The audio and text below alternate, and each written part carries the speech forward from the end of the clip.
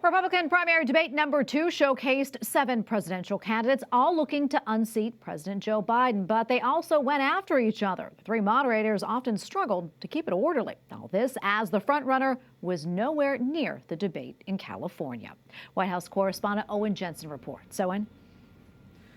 Tracy, good evening to you. Tonight it's looking more and more like a Biden-Trump rematch is unfolding. But last night, those 7 candidates tried to convince voters why they should get the job.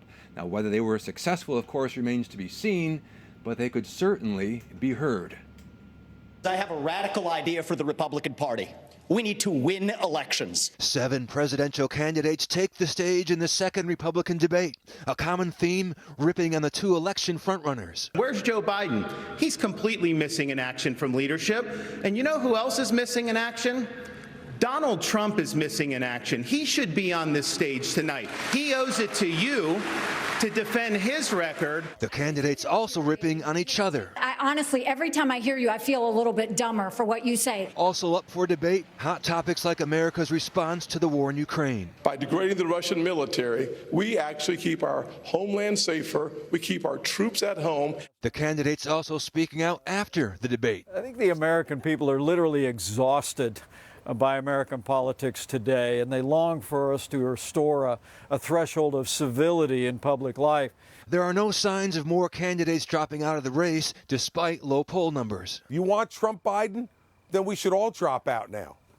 But then we see that 70% of the American people don't want Trump Biden. One subject that received little attention, abortion. Florida Governor DeSantis simply saying, "I think we should hold the Democrats accountable for their extremism," supporting abortion all the way up until the moment of birth. Meanwhile, today, Vice President Kamala Harris continued her tour of college campuses to push what she calls reproductive rights, while President Joe Biden made a speech in Arizona claiming to defend democracy from, quote, the MAGA movement. And there's something dangerous happening in America now. There's an extremist movement that does not share the basic beliefs in our democracy, the MAGA movement. While former President Donald Trump, in his own speech last night in Michigan, addressing striking auto workers and others, placing the blame on President Biden. Hundreds of thousands of American jobs, your jobs, will be gone forever because crooked Joe Biden is selling out.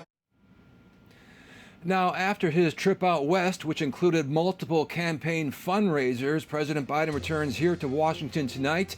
This as the clock ticks down to a possible U.S. government shutdown as soon as this weekend, a shutdown that would stop paychecks for millions of federal workers and the military. At the White House, Owen Jensen, EWTN News Nightly.